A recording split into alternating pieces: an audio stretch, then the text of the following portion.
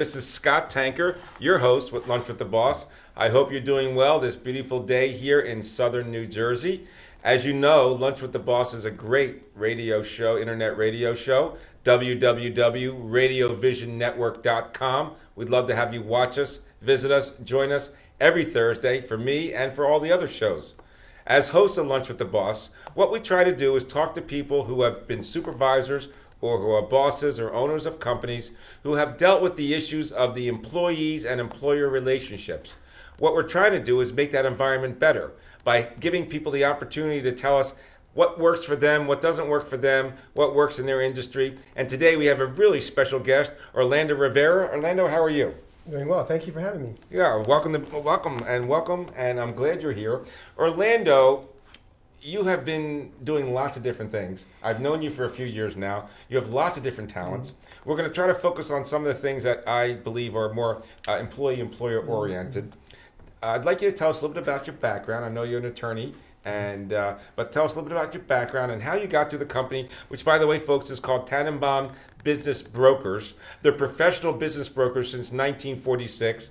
No, not him. He's a little younger than that. They're based in Cherry Hill, New Jersey, and we're going to tell you more about them. But I want Orlando to tell us about your background and how you got to where you are today at Tannenbaum. Sure. Well, as you mentioned, I'm a business broker in Cherry Hill, operating really in the 90-mile radius. New York City, Eastern Pennsylvania, Delaware, and pretty much the entire state of New Jersey.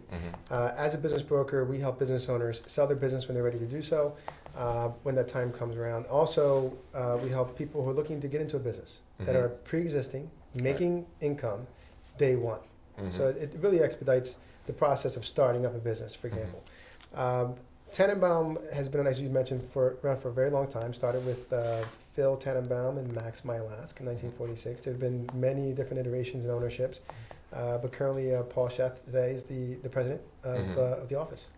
And tell us a little bit about the office, the size of the office, and how you got to be in the position you are there now, because you weren't always in that position. Right. So you did mention, yes, I'm an attorney as well, New Jersey and Pennsylvania, admitted to the bar, in good standing. I have a background in education and marketing. So I worked at Rutgers University, where I was putting together educational programs, leadership training programs, and professional development. We were working with different groups, from urban school teachers to leaders in the community. Later on, I helped a startup, literally took it from the kitchen table to a multi-million-dollar company, coast to coast, with employees over 5 states, called the American Institute for History Education. And it was there that we still focused on education. That's still a big drive. But I was a marketer, so I was the head of marketing and sales and product development. And later on, I, in transition to exploring how can I help other entrepreneurs, I set up my law practice, Rivera Law, LLC. And it is still active, but I'm trying to wind that down and close down the shop, and really, give 110% towards Tannenbaum Business Brokers as a business broker. And currently, I have a team called the Rivera Group at Tannenbaum. It's myself and my employees, and we work focusing again with business owners and entrepreneurs. Tell us a little bit about the dynamics, not the dynamics, but the makeup of you and your employees at Tannenbaum. Who do you work with, and how does that formally set up? Sure. So Tannenbaum is probably one of the largest offices in the region. We have about a dozen pretty active agents in the office, and my job is multiple folds. So my official title is Vice President of Tannenbaum Business Brokers, and in that role, primarily, I'm a business broker. So I represent. I represent both sides, buying and selling and so forth, and brokering deals. But secondarily, I help with recruiting in the office, and training in the office, and supervision there. So you hire and fire? Correct. Or at least hire? Correct. You may not have fired yet. And then to some degree with the marketing. And how many people are there that you are supervising? Well, currently there are about 2 employees at the office, and my own team about 2 employees, and then there are about a dozen agents. Of which you have some contact with that Correct. you need to supervise, deal with, and inform, whatever the case may be, Right. direct. Right. You were not in that position 2 years ago. No. How did you grow to that position? How did you get to where you were? Well, about 2 to 3 years ago, I came about with Tannenbaum through an introduction. So one of the agents there was starting an educational program. Right. Knew of my story, my background. Dave Cantera. Right. Yes, Yeah, yes, that's the Dave, story. We're right, putting yeah. on the record here. Right. So I'm helping him create an organization or put a program together called the National Business Entrepreneurs and Investors Association. Right. You were a guest speaker for that program. It was a once-a-month educational group, free membership for entrepreneurs. Right. And investors and also business owners. And so he asked me to help provide some leadership to it. I was part of the committee. And I think in one of those random nights where I have inspiration, I called him or texted him at 9 o'clock at night or 10 o'clock at night on a Friday. He said, you're awake. I knew how he worked. Right. And we had a conversation that went for a couple hours. And at the end of the conversation, he says, you ever thought about being a business broker? And I said, what the hell is that? Right. What do you do? So when he explained to me what it was and how the office worked and the whole profession, I was hooked. You're enamored, yeah. And then I came in. Sherrod at the time was the president of Tenenbaum Meta. And within a short order, I was the director of operation and sales, literally running the office. Okay, now you have 12 different people, 10 different people you deal with. 2 are directly under you, 2 are semi under you, and 10 are out there in the world. Right. What do you try to convey to them as a boss, supervisor, or leader? Because each group may have a different need for you. Well, that's absolutely right. So the way I approach management or supervision, if you will, or for lack of a better word, is basically providing direction and vision. Okay, so being very crystal clear about where we want to be, and the more clear you can be about where we want to be in terms of size, position, branding, product, services that we offer, the better. And then, of course, providing the resources to do that. So that's either education.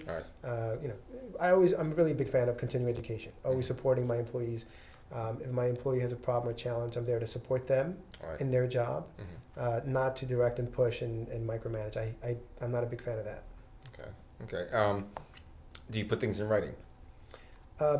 Absolutely, in terms of what the expectations are, right? Yes. So you're a hired employee. Do they sign something? I mean, how does it work in your firm? In my situation, it's very different. So in the practice of law, there's a lot of regulation around that and responsibility with your clients. And in business brokering, it's very similar. No, it's very similar. Well, imagine, so a client comes to me who's a business owner, and we begin the process of doing evaluation of the business. I collect a lot of confidential information.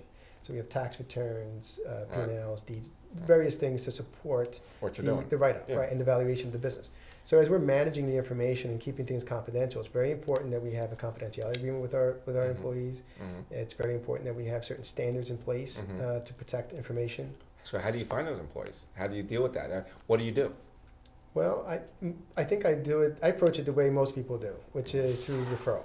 So I have my network. I may call on you, someone who knows a lot of good people out there, and say, Scott, I'm looking for someone to fill this position. Do you know anyone? Gotcha. It's pretty much where I start my process. And usually I find someone really fast because it's a nice introduction. They know me, what I'm doing, and my personality. And I can tell you, I mean, it's a challenge, as anyone can say who's looking to hire, to find good talent. That's pretty hard. But I think it's even more difficult to find good talent who is also a good fit within the organization. Why is it so hard? Not for you, generally, because it's not just you. I'm not picking on you. Yeah. It's hard. I hear that a lot. It's hard. It's almost more important to find a good fit because I can teach someone how to do things, but I can't teach someone to be happy or nice. It's hard to teach someone who's not normally happy or nice. Well, business management guru Ken Blanchard talks about that stuff. You know, the difference between most people being very successful is, it is a bigger gap between them being motivated and being happy where they are versus what they are capable of doing and knowing what to do, right?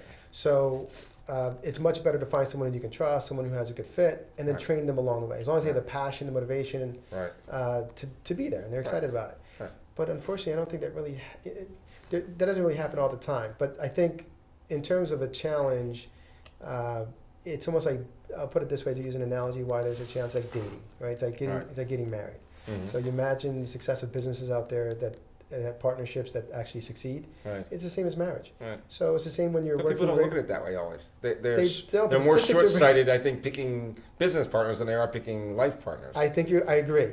And it's more or less they think there is a discrete period in time in which we can make a lot of money together, Scott. We're going to be really great. You're phenomenal at this. I'm phenomenal at this. Let's get together and make it happen.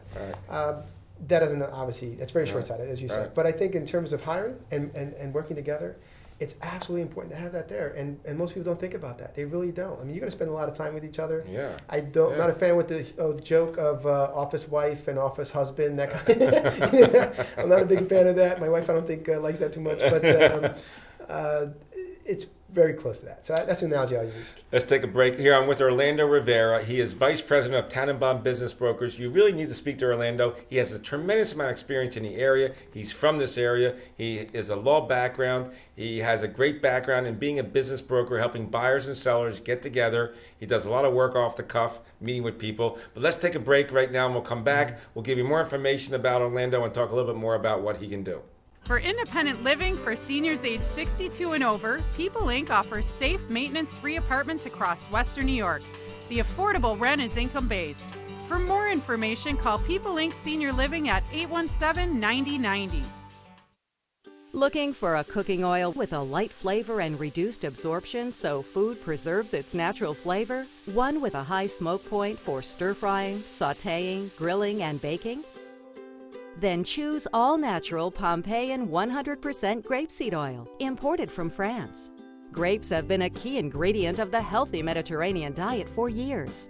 Pompeian 100% grapeseed oil is the chef's choice for high-heat cooking, grilling, stir-frying, sautéing, or even deep frying. And Pompeian 100% grapeseed oil is great for baking too, because its delicate taste does not overwhelm the flavor of cakes, cookies, and other favorite recipes. A key traditional ingredient of the Mediterranean, grapeseed oil is a rich source of vitamin E antioxidant and naturally gluten-free. Buy imported Pompeian 100% grapeseed oil today and find great recipes at Pompeian.com.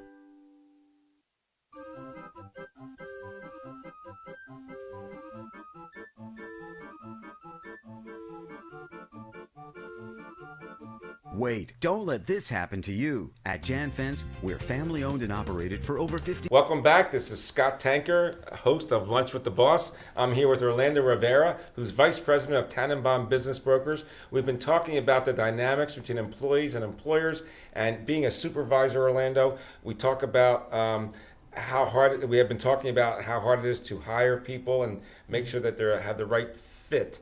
Even more importantly than the talent they have, because you can train talent, but you can't train niceness, you can't train fit sometimes. And that's as important as anything. Right. Now, you have people who are inside the office 100% of the time as employees, Yes. and you have people who are outside the office almost 100% of the time as employees. Two different kinds of employees that you're looking for.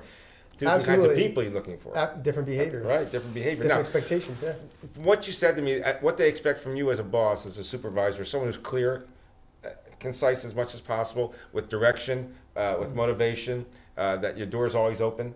Anything else that you think that they would expect from you as an employee that you'd like to share with us? Well, I think it comes down to two things, right? So you have responsibility, but you also, which is accountability, Right. but you also want to have authority, right? So you have to have that freedom to allow them to shine, and I think that's what most people are looking for. You know, it's there's an interesting book that came out. I can't remember the title or even the author at the moment, but it's relevant to what you just asked, which is there are three different things that an employee or anyone is looking for. Autonomy being one of them. Right. And another one might be the challenge, something that they can actually grow in and have Right. growth within the business. And I think right there, I think just those two things, a lot of business owners have a challenge with, especially if you're a small business owner. And so you believe employees look to their supervisors and bosses as you to give them that direction, to give them the challenges, to give them autonomy, which I find it to be a double-edged sword sometimes, autonomy, in my experience. But you've mentioned that even offline, that you like people to swim or sink on their own. You like to give them direction. You like to tell them, just go out there, make it happen. And I'm sensing that a lot of times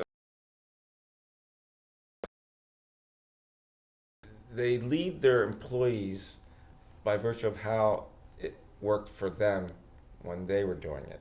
Meaning, you might have been a self-starter. You might have been a kind of a person, I'm guessing, that no one had to tell you to go do it. You just went and did it.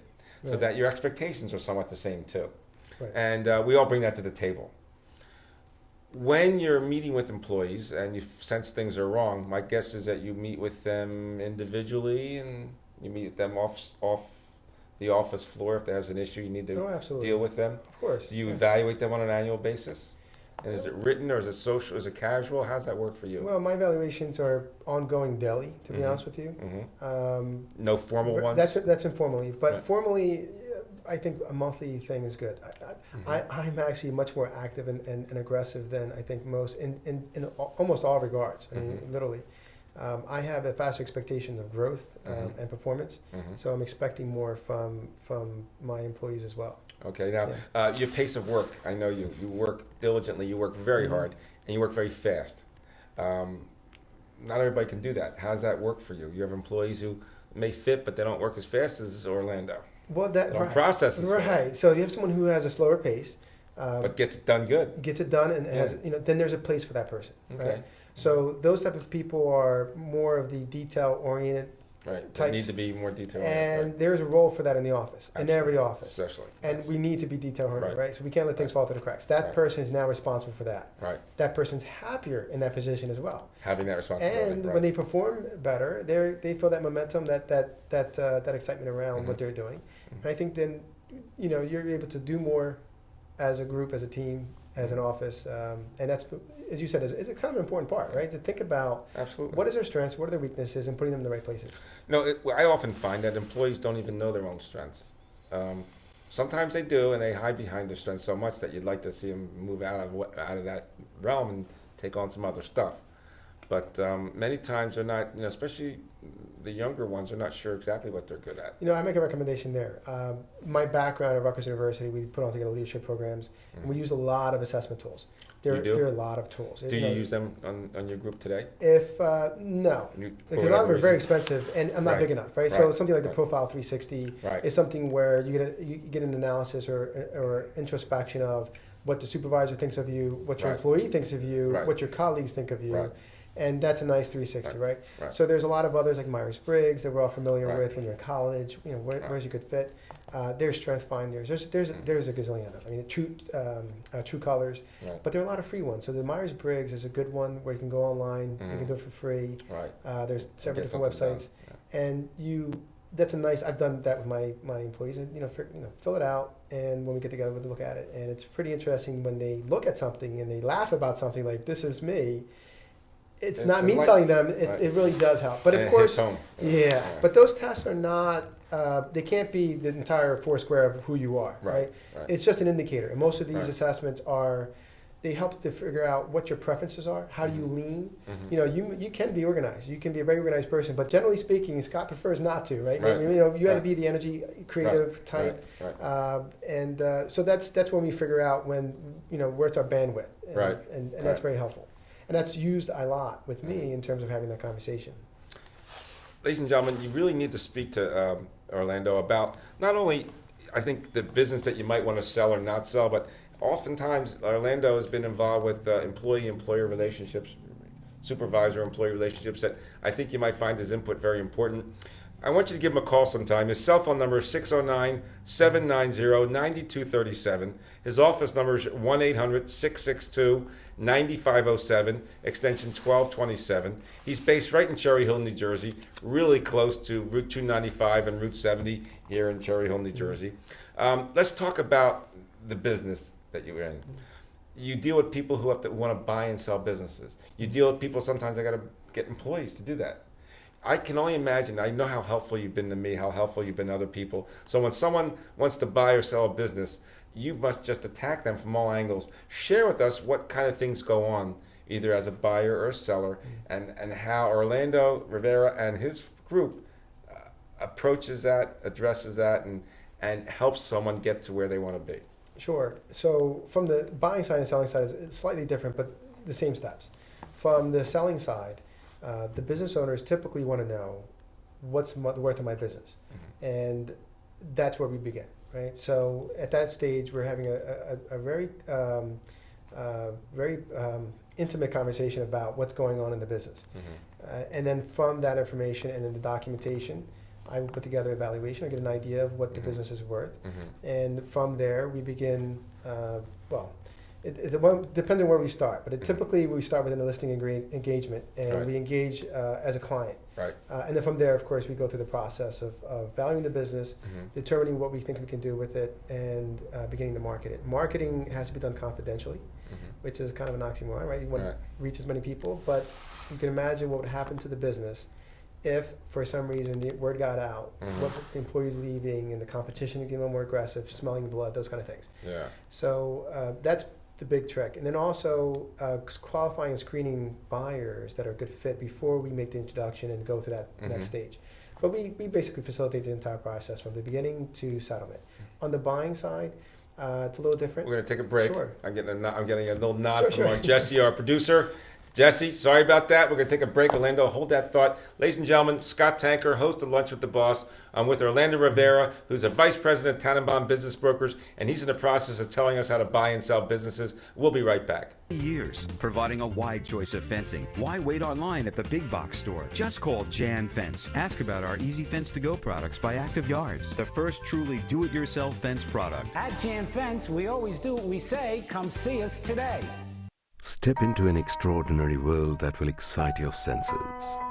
Experience our delectable Mughlai cuisine and the magic of tandoori savoir-faire. Let our international award-winning team delight you with a taste of heaven. Enjoy our mouth-watering flavors and our unique flair for excellence. Savor the elegance of fine dining and catering. Shazam Restaurant. Indulge your taste buds.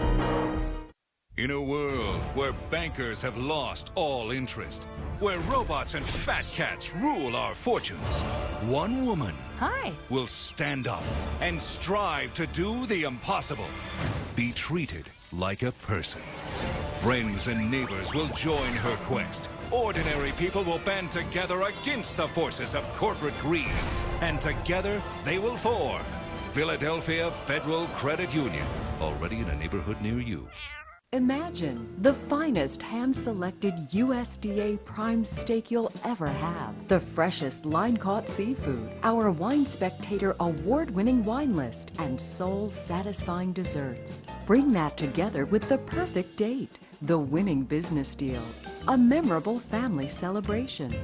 Welcome to Rod's Steak and Seafood Grill in nearby Morristown, New Jersey. Bring your appetite and feed your passion.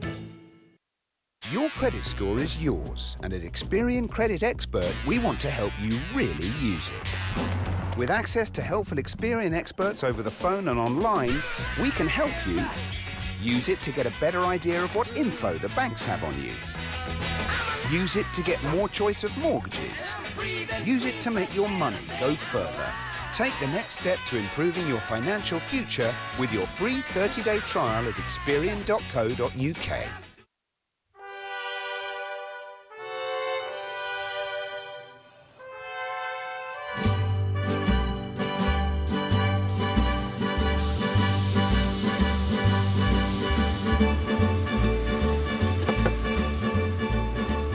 Here at Freppi's Tex-Mex, you can definitely taste the freshness in our food.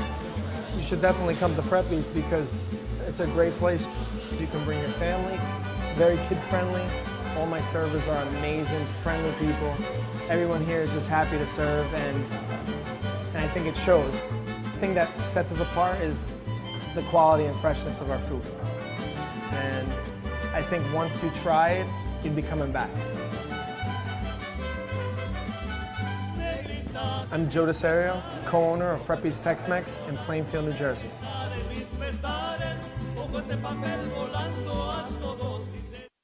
Welcome back again to Scott Tanker and Lunch with the Boss. I'm here with Orlando Rivera. I want you to give Orlando a call. He's a business broker that knows both sides of the coin, selling and buying. He understands the employee side of things too, because when you're buying and selling a business, you have employees to worry about. But before we went on break, we were talking about sellers and buyers. Finish up your thinking regarding the buyers. Right. So how I work with buyers primarily is education, because a lot of buyers don't understand the process. Right. Most of the people that come to my office have never bought a business before, and even if they own a business, they never went through the process of actually acquiring one. Right. I mean, we're talking about 80+%. I mean, it's a very large number. Wow. So there's a big effort that I put behind educating them, explaining to them why there's a benefit with me facilitating the deal. I have a meeting today, in fact, with someone who's looking to put an offer, and I get the sense, I get the clear feeling that he feels like I'm a barrier. And at the end of the day, there's the protection I provide to both sides when he's going to honestly sit down and put an offer together and perhaps insult the person, where I can buffer and help communicate that. So, and also for the selling side, of course, I'm representing him. I'm telling him how strong he is. Right. It's much better for me to talk about him than the seller to talk about himself, because at that point, there's no trust. Right. So I have to foster that. Right, I see. So, when they have employees, do they come to you and ask you, what do I do about my employees? They do, but that's only after we're ready to close. So at that point, they're just wondering, well, we have the contract, we're ready to close, we have the date. How do I transition this? And for most owners and operators and the person acquiring, we help them make that transition around the closing time. So it really depends sat in front on of the employees or stood in front of the employees and say, this is what's about to happen. Mr. Jones is leaving. Mr. Smith is coming. Well, that's something I don't have to do. That's something something I don't have to necessarily help facilitate. That's something they'll work themselves out. I didn't know if you get But involved at that area. Sometimes. not that level, not with the presentation. Right, But okay. we do give some direction and some advice on how to do that best, because we've seen it so much. Right, And right. it depends on the type of business. So Right. if you're a pizza shop, it's going to be different from, say, a middle market business that's Or a making $20 salon million, or $10 million a something. year. Right. They have 30, 40 employees or 20 employees over 2 different states or whatever number of Right, states. right. It's very different. Right. So how do you handle that? It's a delicate situation, much more delicate for the larger companies than it is for a Main Street business, Yeah. a mom and pop shop. The local shops are a little easier. They're just happy if they obviously. keep their That's job by in mom and definition. pop shop, Right. pizza shops. Like, Right. we're going to keep working, and hopefully they'll have a good relationship with the new owner. What do you expect from employees? As a supervisor, what do you expect as a supervisor from your employees? Ways, I guess. Sure. Well, I first, obviously, we talked about the talent. I'm looking for somebody who has a special skill. Right. And then I'm looking for that fit. Right. So after that, what am I looking for? I'm looking for 100%. If I'm not getting 100%, if I'm not getting someone who is contributing and offering something that I didn't know or I didn't, offer to that person, then that's what I love. That's what I'm looking for. But if I have someone who is constantly looking for direction from me and answering questions, and they can't answer questions themselves at some point, then to me that's a bit of a challenge. Do you have them on probation the first 3 months or anything? Do you do anything formal like that in your particular organization? No. Well, there's warnings, of course, and Right. and the warnings are very frank and very open. Right. It just depends on how things are going with the employee. I could be a little more. Getting some advice from a mutual friend from Business Excellence at Eleanor, meeting with her. I think from a supervisor's position, we know what to do, the emotional side of it, of making time for your employee. Right, Because your right. employee does so much for you and your Mhm. business. If you don't Right. remember them and neglect them, Right.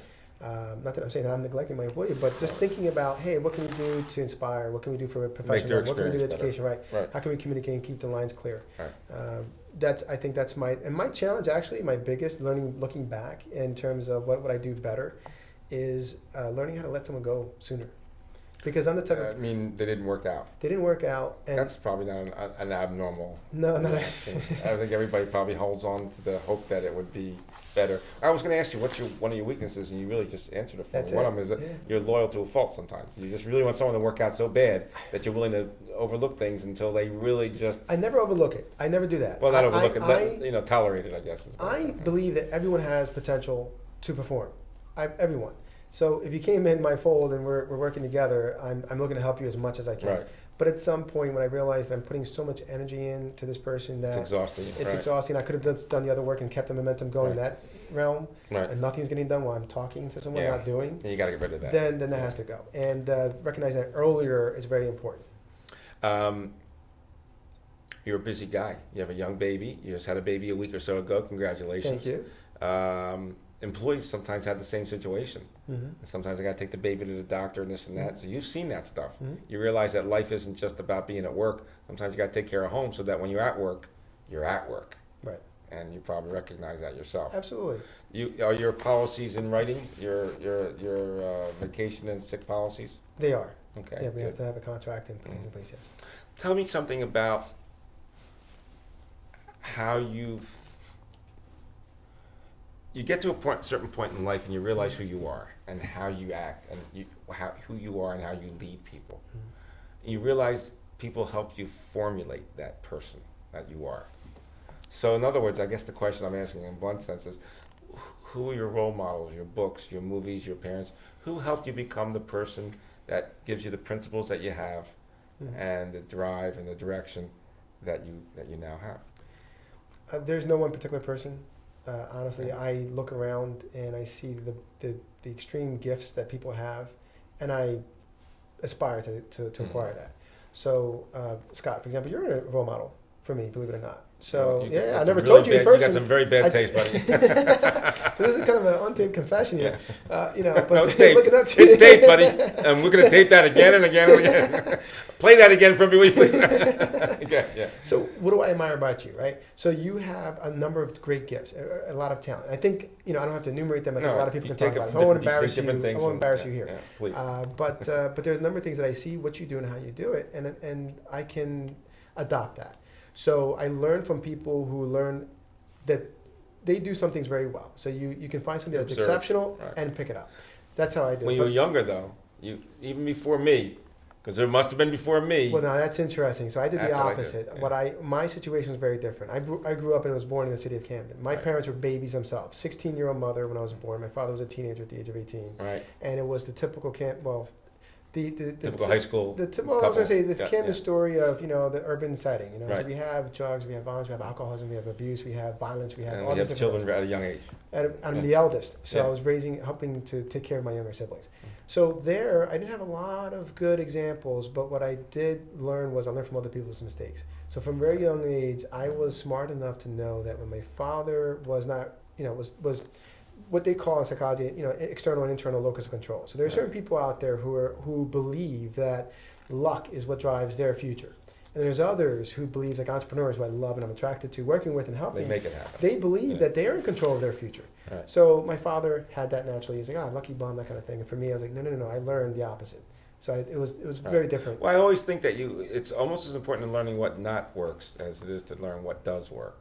And correct. That's very important for us as a person. You want to, just because it doesn't work doesn't mean you look at things negatively. It just actually protects you from, and it helps you, go on the straight and narrow line that you want to walk. Right. So, and I am fiercely hold the opinion that we're a product of our environment, and that means nothing about good and bad. It's just environment. So, if your environment produces you to be a certain way about something, and you're a go-getter, so be it. It's your environment. It's a combination, I believe. The whole argument about nature nurture, I think it's a combination of both or it's a combination. And I think you have a natural drive. I think we kind of have certain things that are just natural with us and instinctive. And I think the environment helps to bring that out or helps to suppress it. We have a few moments left, and I want you to definitely call Orlando. You can speak to Orlando about lots of different things. He's a business broker, but he loves people, as you can tell. He loves to learn about different people's talents and what they bring to the table. He likes to always add things that he brings to the table, and you can see he likes to share himself with people. Give him a call at 800-662-9507. That's extension 1227, or call him on cell, which is what I do, at 609-790 9237. His email address is orlando@tbbma.com or www.tbbma.com. Orlando, another minute or two. Tell us what you can leave us with. Give us some advice. The people out there who are, and here's the camera over here, the people out there who are looking to buy and sell, who need to speak to you because, like you said, they don't understand what they're buying. They don't understand what they're selling. You can't go direct. Sometimes you have to go through the protocols of what this is all about. You hold people's hands. Give us a couple of things we can hang on to before we go today. Well, I think on the topic of lunch with the boss and being a better employer, or sharing some tips, I think the number one tip I would give to a small business owner is to think about the management style. Right. So how are you working with your hiring and managing and firing and so forth? Because in fact, this dictates the value of the business. If the business is totally dependent on the owner, then there's not much of a business to sell. Right? Once the seller leaves, it's no longer... Like a physician. Correct. It could be challenging. Yeah. But if you have a good team, if you have employees who are given that autonomy, that ability to really thrive and do a lot of work for you, then you have a business. And in short, I always give the analogy of the Mr. Atlas complex, right? So we all have that problem. We tend to, and there's another analogy of having the monkey on your back. And we tend to be business owners. We have that ego, and we say, this business is dependent on me. But I think you need to take the world's problems off your shoulders and give them to the employees, because that's why you have them. All right. We want to have you back on. We think that you could share with us the dynamics when you're buying and selling a business. You have lots of advice to give us. Ladies and gentlemen, I would love to have you call Orlando at 800-662-9507, extension 1227. He'll talk to you about your business, whether you want to buy it or sell it. And he'll talk to you about your business in general, because you've got that experience. Absolutely. It was a pleasure having you here today. My pleasure. Thank you. Jesse, how do we do today? Great. Listen, here we are again, Lunch with the Boss. I'm Scott Tanker, the host of Lunch with the Boss. We meet every Thursday from 12:30 to 1. We want you to share this show with us. Share it with other people too. www.radiovisionnetwork.com. Lunch with the Boss. We hope to see you next week. Have a good day. Have a good week. We're signing off for now. Take care.